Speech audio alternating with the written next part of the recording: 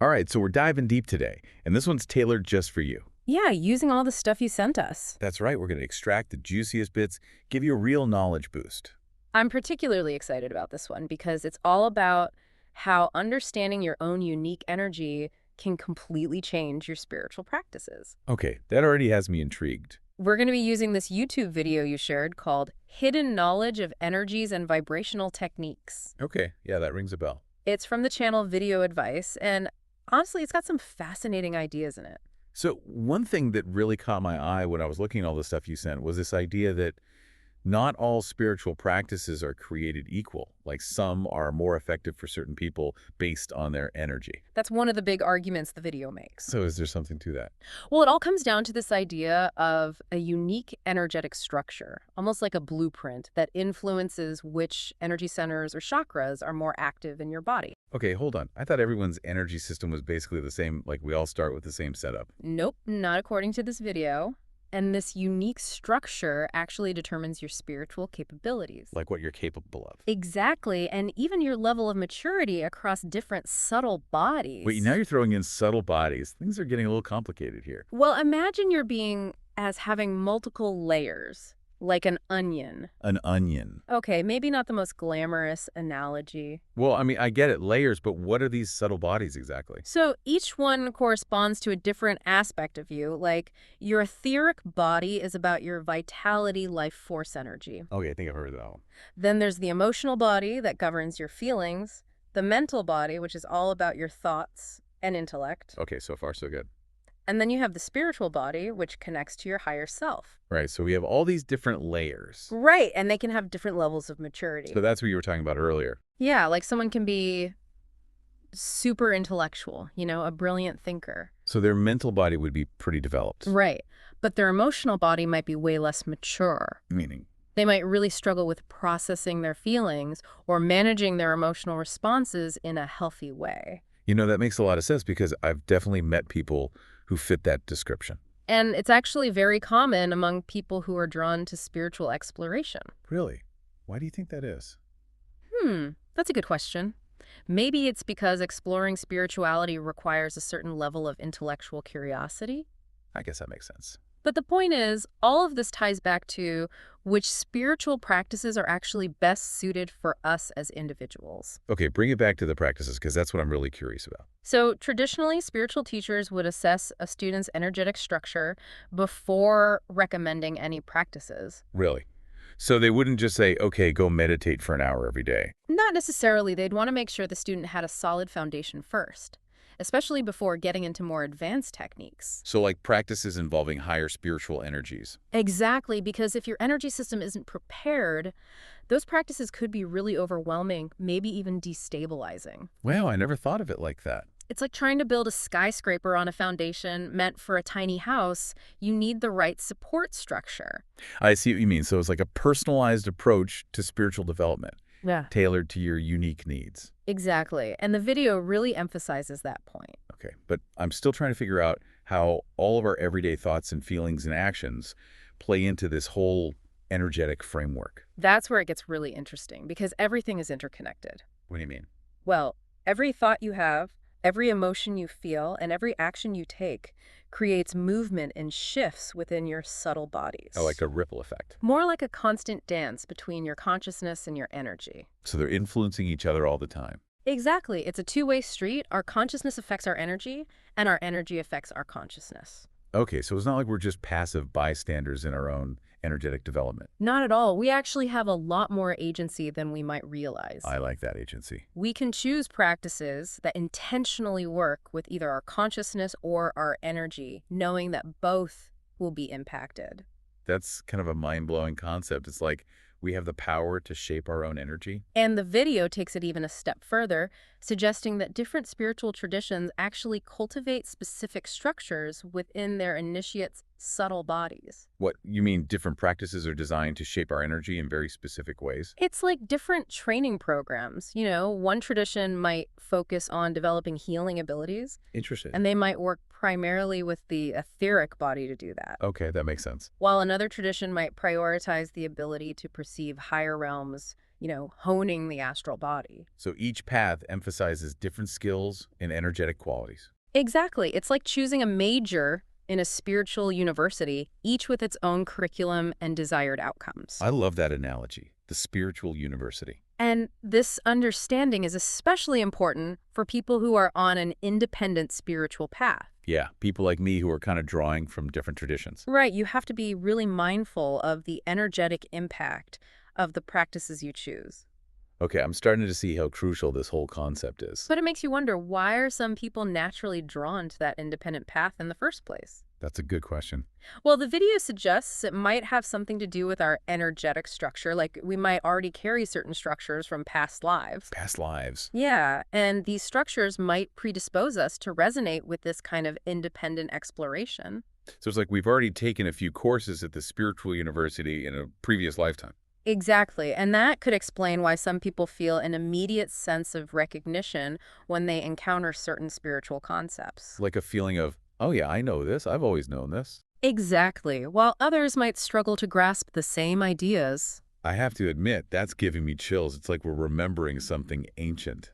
And this whole idea also makes me think about how we actually perceive these subtle structures within our own energy. Yeah, how do we actually see our energy? It all sounds a little elusive to me. Well, that's where a practice called energy field awareness practice comes in, or EFP for short. EFF. It's basically like learning to use an internal energy radar. Interesting. You observe how your energy body feels before, during, and after different activities or spiritual practices. So it's like checking your energetic weather forecast. That's a great way to put it. And it's really the foundation for understanding your unique energetic blueprint. Okay, I'm intrigued, but tell me more about what we actually sense when we're doing this EFAP. Well, the video suggests starting with the etheric and astral layers. Hold on, those were two of the subtle bodies you mentioned earlier, right? Exactly. So the etheric layer is often experienced as physical sensations within your energy field.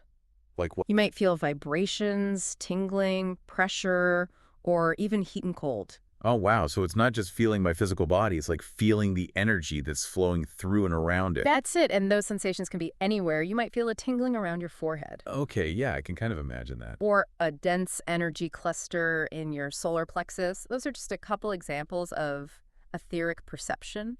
Interesting. So that's the There's a etheric whole layer. What world about of the knowledge astral? out there just So waiting the astral to be layer discovered. is That's what I love perceived about our totally deep differently. dives. Yeah. It's not They so much always about open my physical mind to sensations. new possibilities. What is it about them? They It's make more me about think inner about the world in a visions. You different might way. see Me light, too. darkness, This one has been or really colors fascinating, within your even though mental I'm still not screen or totally energy sure what to field. believe. Feels like an That's the internal beauty of landscape it. It's a energy. journey, not Exactly. a destination. And as you And even practice if you EFAP, never you might fully also start embrace to notice that numerology certain or gematria, energy centers or just chakras become exploring these more concepts can be activated really during or valuable. after Totally certain agree. practices. So Like they to light up everyone on your listening, internal whether you're a dashboard. I love numerology that expert image, or and just they might starting feel more out, vibrant or energized, or you exploring. might Keep even asking see questions. inner Keep an open images mind. within those Yeah. chakras. who Now knows what that's you might getting pretty discover. advanced. Exactly. It is, Well, that's but about it with for our deep dedicated dive practice, into numerology this perception can and actually gematria. evolve It's even been a wild further. ride. Yeah, To it what? has. We hope To the you point where enjoyed you it can and start to learned something perceive new. connections Definitely. between If you're your interested in activated learning energy more, centers be sure to check out the show and notes for links to some spiritual resources. beings, idea. worlds, or And as forces. always, thanks for Oh, listening, wow. and That we'll sounds see you pretty on the incredible. next deep It dive. is. It becomes a See you truly later. multidimensional experience. But also probably takes a lot of focus and practice to get to that level. Definitely requires patience and dedication,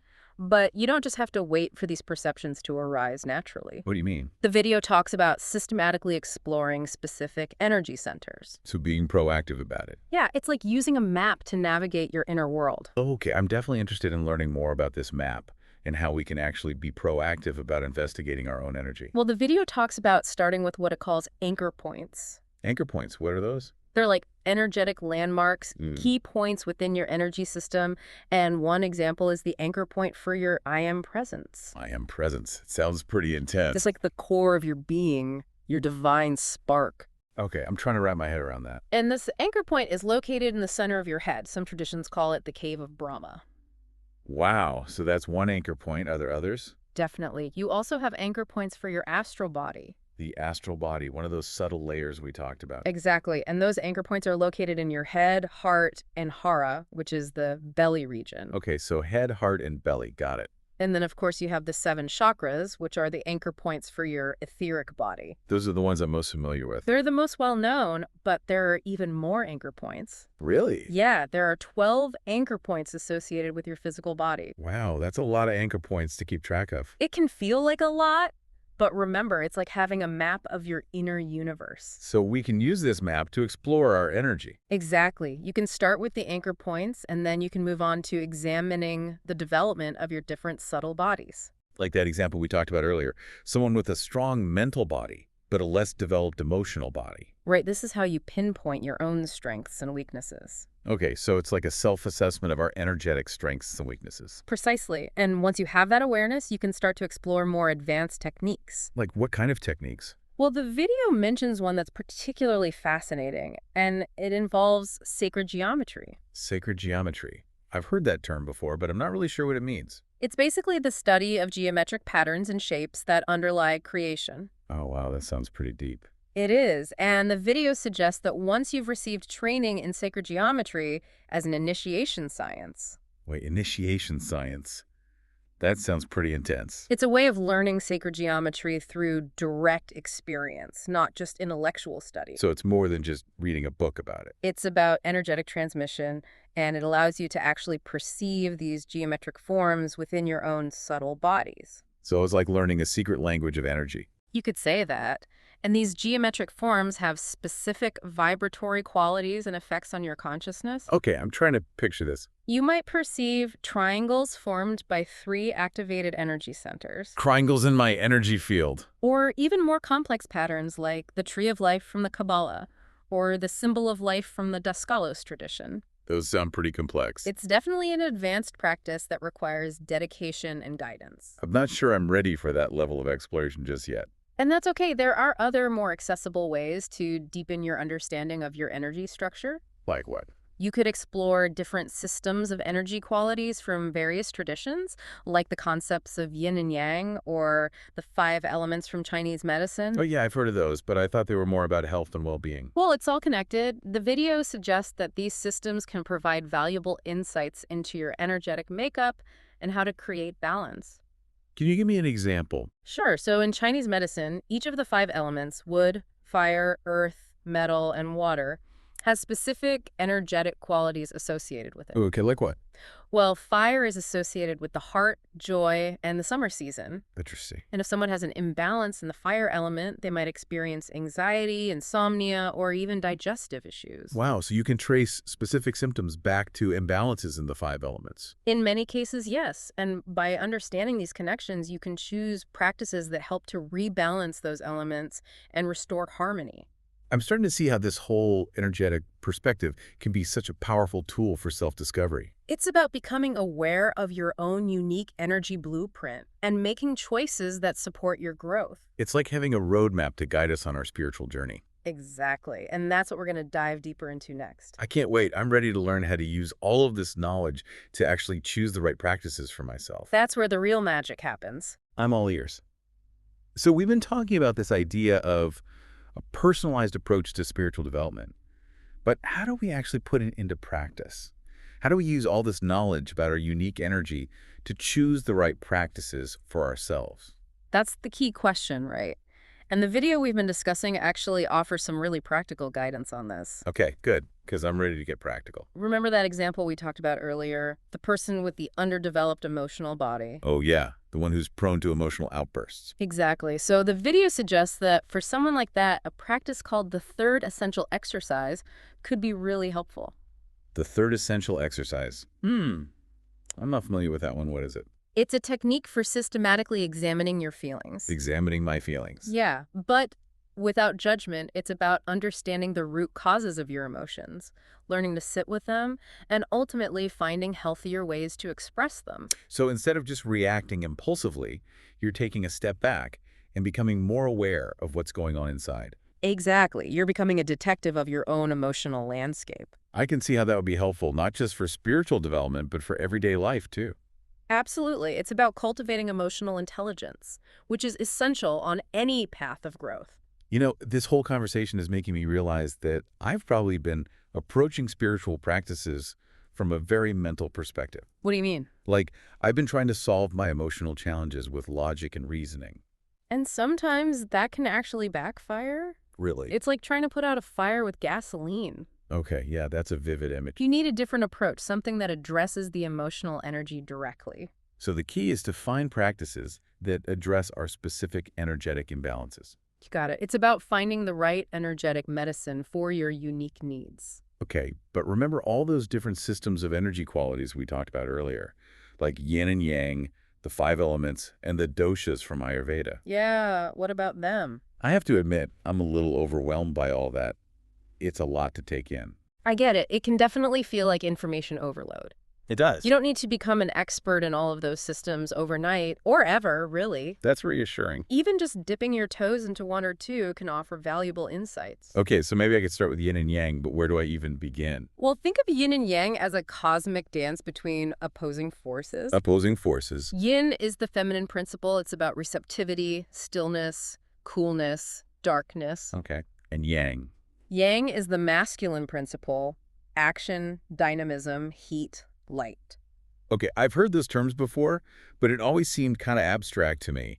How do I actually apply those concepts to my own life and my spiritual practice? Here's a practical example. Let's say you're feeling super stressed, constantly on the go, maybe even a bit aggressive. Oh, wow, that's me to a T. That could indicate an excess of yang energy.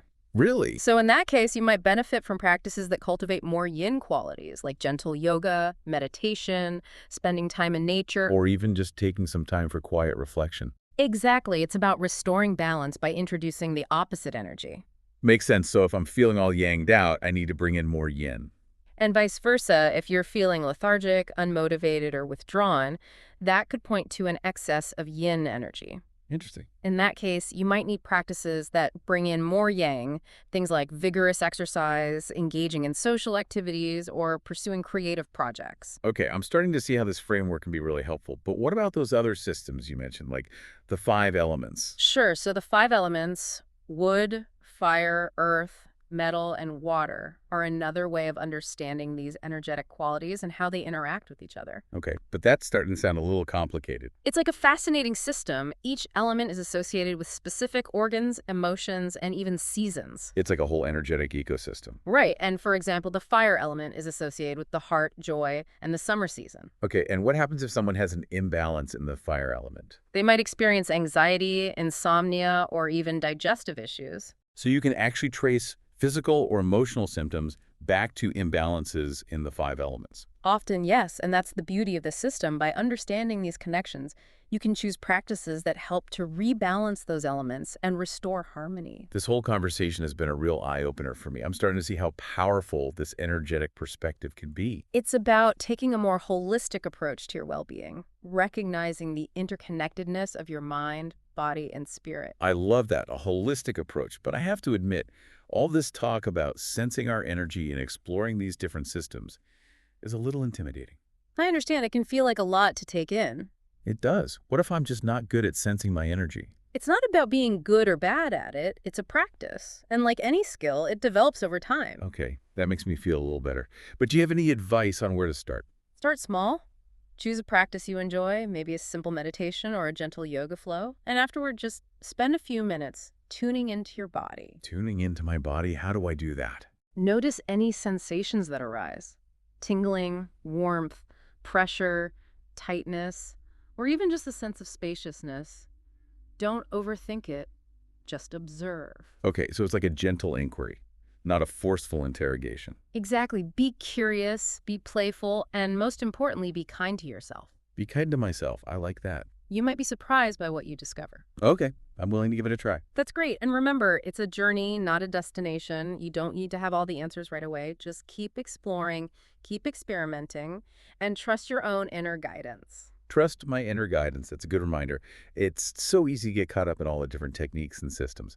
But ultimately, it comes down to listening to our own bodies and our own intuition. You got it. And remember, even as you gain a deeper understanding of your energy structure, it's not static. It's constantly evolving as you grow and change. So what might be a beneficial practice for me today might not be as effective a year from now. Exactly. It's more about staying attuned to your energy, noticing any imbalances or shifts, and adjusting your practices accordingly. It's like a dance between awareness and action.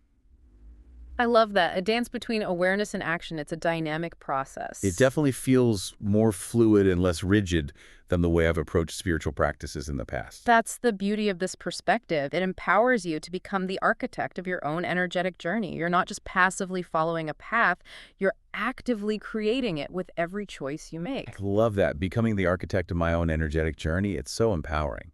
It is, and that's what this whole deep dive is about, empowering you to take ownership of your spiritual growth. I'm feeling so much more energized and excited about my spiritual practice now. It's like a whole new world has opened up. That's the power of knowledge, isn't it? It illuminates the path and sparks a sense of possibility. Absolutely. I can't thank you enough for guiding me through this exploration. It's been truly enlightening. It's been my pleasure, and as you continue on your journey, I encourage you to keep exploring, keep experimenting, and keep trusting your own inner wisdom. I will definitely do that. So it really is about staying flexible, isn't it? Yeah. Like our energy is constantly changing. So our practices might need to change too. Exactly. It's not about finding one perfect practice and sticking with it forever. Right. Because what works for us today might not be what we need a year from now or even a month from now. Our energetic blueprint is a living document, constantly being updated as we learn and grow. I love that analogy, a living document. And that's why paying attention to our energy is so important. It helps us make choices that are aligned with our current needs. Okay, but how do we actually know when it's time to switch things up? Yeah. Like, what are the signs that maybe we need to try a new practice or adjust our current one? Well, the best guide is your own inner feedback system. My inner feedback system. Your body and mind are constantly giving you signals. Like, what kind of signals? Pay attention to how you feel after certain practices. Do you feel energized and inspired? Or drained and depleted? Exactly. Are you noticing any recurring patterns of emotional reactivity? Like getting triggered by the same things over and over again. That's one example. Any kind of persistent discomfort or imbalance could be a sign that something needs to shift. So it's not just about following a set routine. It's about being present and responsive to what's happening within us. It's like being a gardener tending to a delicate A ecosystem. gardener. You have to observe, adjust, and nurture the different elements to maintain harmony. I like that analogy. So we're not just passively following a path, we're actively participating in our own growth. Exactly. You're the co-creator of your own energetic journey. Okay, all of this is really resonating with me, but I have to be honest, I'm still a bit intimidated by this whole EFAP thing. Energy field awareness practice. Yeah, I mean, it sounds great in theory, but what if I'm just not sensitive enough to pick up on those subtle energetic cues? Just to practice. And like any skill, it develops over time. I know. It's just, I'm not sure where to start. Start with the basics. Find a quiet space where you can sit or lie down comfortably. Okay, I can do that. Close your eyes and bring your attention to your breath. Notice the rise and fall of your chest Okay, focusing on my breath. and the gentle flow of air in and out of your nostrils. In and out. As you become more present with your breath, start to expand your awareness to your body as a whole. My whole body. Notice any sensations that arise. Any sensations? Tingling, warmth, pressure, tightness, or even just a sense of spaciousness. Just observe, don't judge. Exactly. Be curious, be playful, and most importantly, be kind to yourself. Be kind to myself. I like that. And as you become more familiar with your own energy, you can start to experiment with different practices and see how they affect you. Experiment with different practices. Notice what energizes you, what calms you, what brings you a sense of balance and well-being. This is a process of trial and error.